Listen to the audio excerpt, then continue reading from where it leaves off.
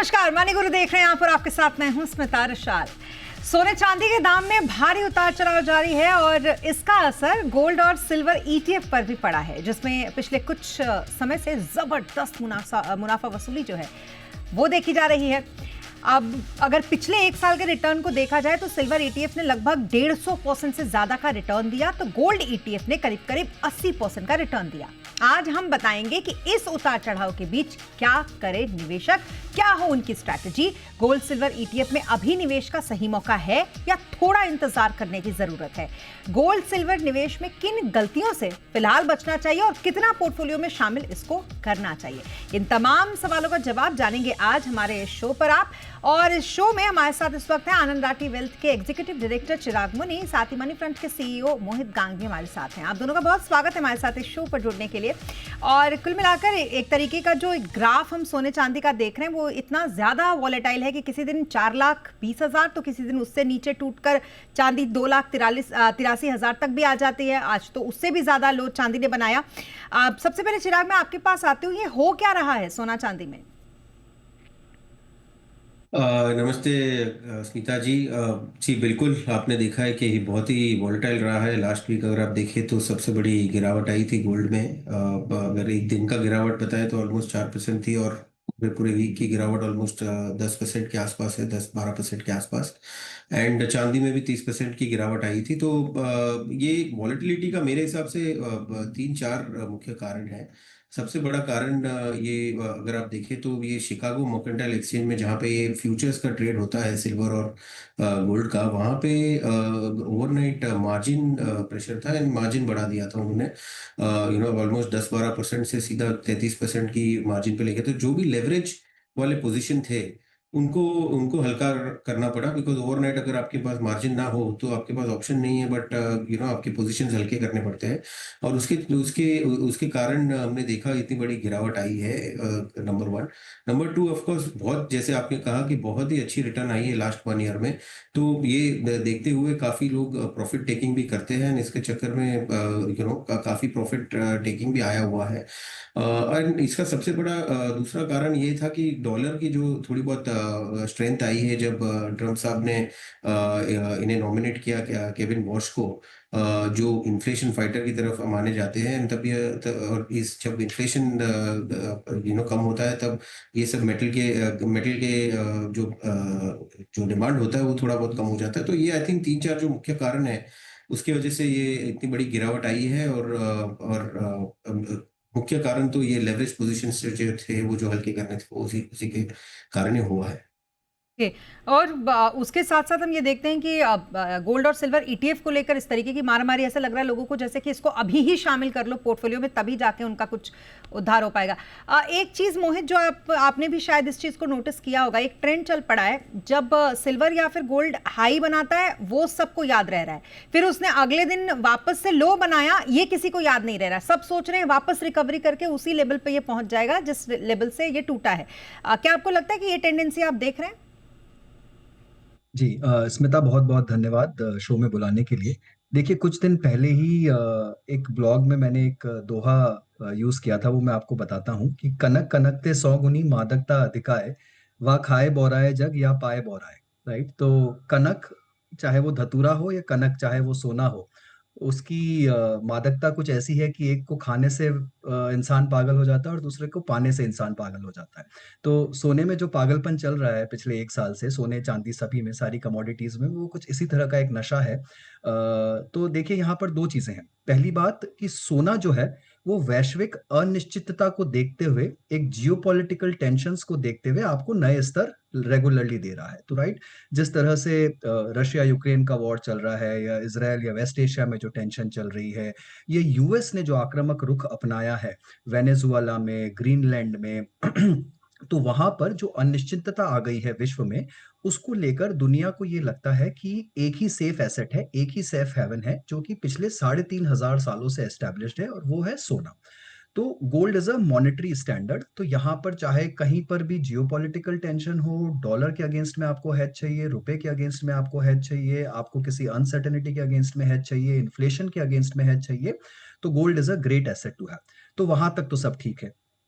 पर अब जब गोल्ड के साथ में आप सिल्वर को क्लब कर लेते हैं और उसकी जो हमने उछाल देखी है, वो किसी न किसी हद तक निवेशकों ने सोचा कि सिल्वर का जो इंडस्ट्रियल यूसेज है वो बहुत ज्यादा बढ़ गया है। तो इसमें कोई दो राह नहीं है कि जो इंडस्ट्रियल यूसेज सिल्वर का 25% था, वो बढ़कर अब 55 और 56% पर आ चुका है आंकड़ों के हिसाब से। बट अगर आप फिर भी देखें तो क्या वो इतना ज्यादा उछाल है कि सिल्वर का जो भाव है वो $30 सितंबर 2024 से बढ़कर अभी $130 पर चला गया और उसके बाद में फिर आपने एकदम से करेक्शन देखा।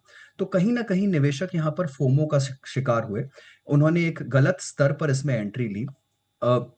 70-80 के लेवल पे बाद में सिल्वर शायद फंडामेंटली सब लोग बोल रहे थे कि बहुत ज्यादा स्पेकुलेटिव हो गया है, इसमें बहुत ज्यादा स्पेकुलेटिव बाइंग हो रही है, बहुत ज्यादा ईटीएफ पर प्रीमियम कोट हो रहा है और बहुत ज्यादा वॉलेटिलिटी है जो कि मेटल्स के लिए अच्छा नहीं है। पर फिर भी बहुत सारे निवेशक उसमें फोमो के रहते फंस गए। और मैं अभी भी देख रहा हूं स्मिता कि लोगों को लग रहा है कि ये जो गिरावट है ये एक बहुत छोटा सा गिरावट है और इसमें फिर से हमें बाइंग अपॉर्चुनिटी ढूंढनी होगी। तो बिल्कुल। और देखिए, दोनों में अंतर करना बहुत जरूरी है। गोल्ड एक मॉनेटरी एसेट है जो बहुत सालों से एस्टेब्लिश हो रखा है, बट सिल्वर वैसा नहीं है। सिल्वर बहुत स्पेकुलेटिव हो सकता है, तो निवेशकों को बहुत सोच समझकर कदम रखना होगा। बिल्कुल, ये तो हमने अभी सोने चांदी की बात की। अब हम बात करेंगे हमारा जो आज का टॉपिक है वो किस तरीके से गोल्ड और सिल्वर ईटीएफ में आपको इन्वेस्ट करना है।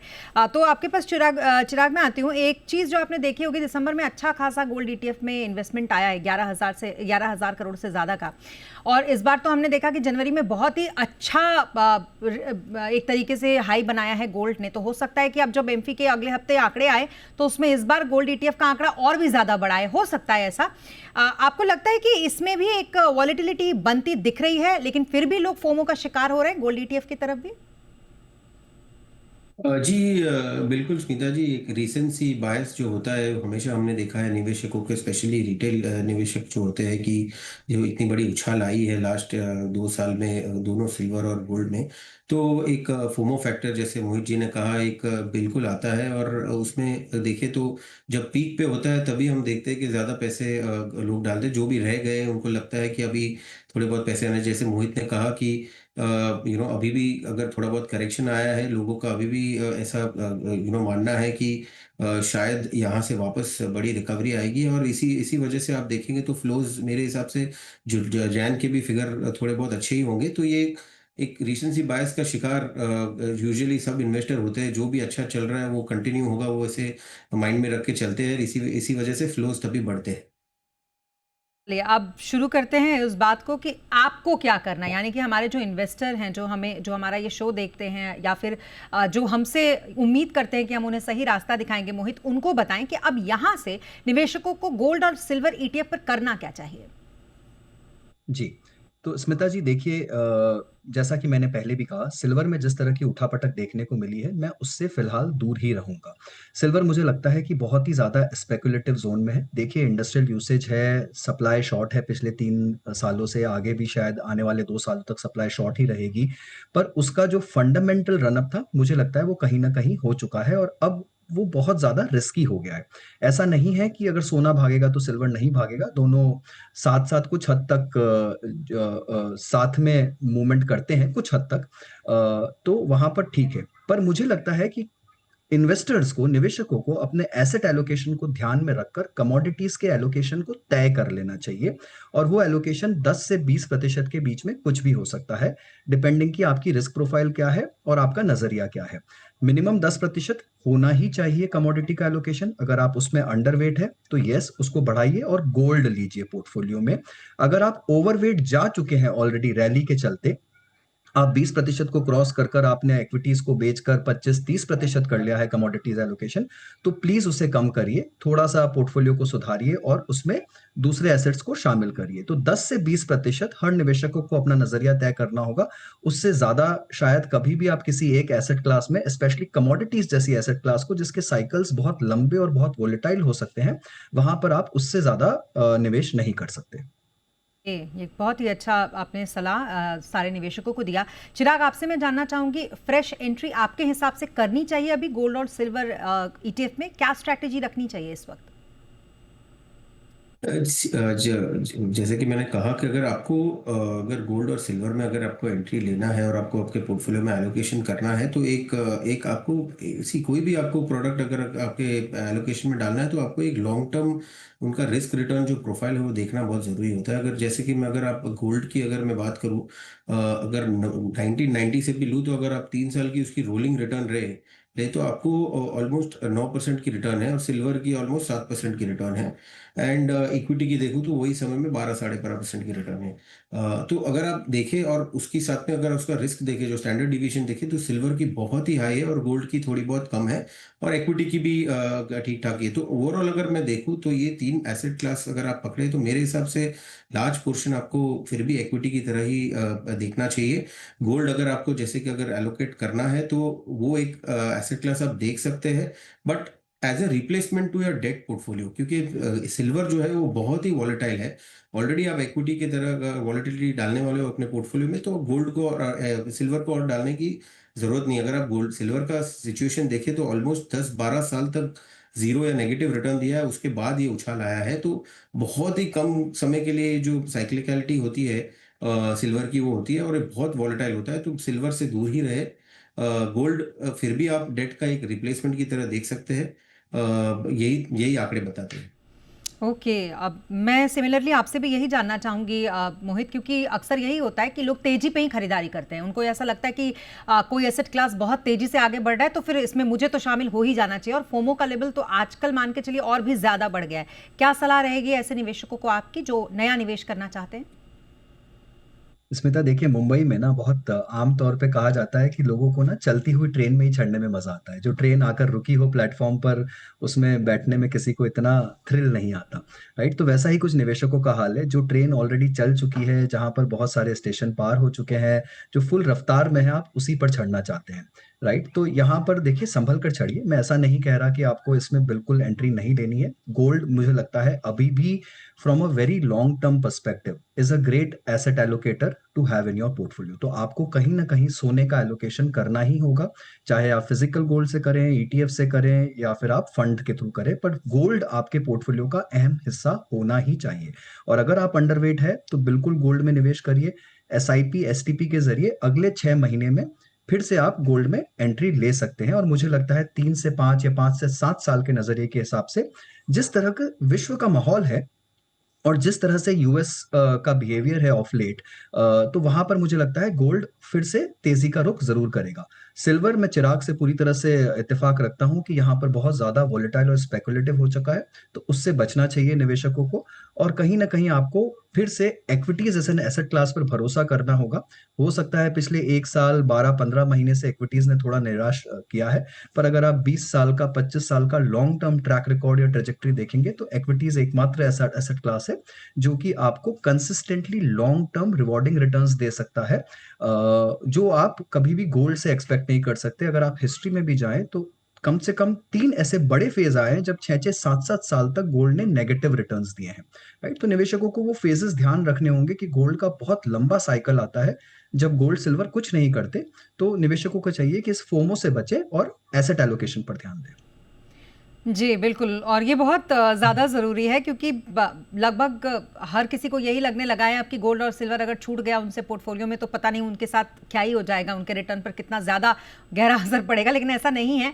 एक बार फिर यहाँ पर मैं ये समझा देना चाहती हूँ दोनों ही गेस्ट की तरफ से, जो उन्होंने बोला कि आपके पोर्टफोलियो में सिर्फ 10 से 15% गोल्ड आप रखें या सिल्वर ईटीएफ आप रखें, यानी कि ईटीएफ में आप निवेश करें, वो आपके लिए बेहतर है। जरूरी नहीं है कि आपका पूरा का पूरा पोर्टफोलियो जो है वो इसी में होना चाहिए। और क्या होनी चाहिए स्ट्रैटेजी, ये भी जानेंगे हम एक छोटे से ब्रेक के बाद। रुकेंगे एक ब्रेक के लिए, जल्द होंगे।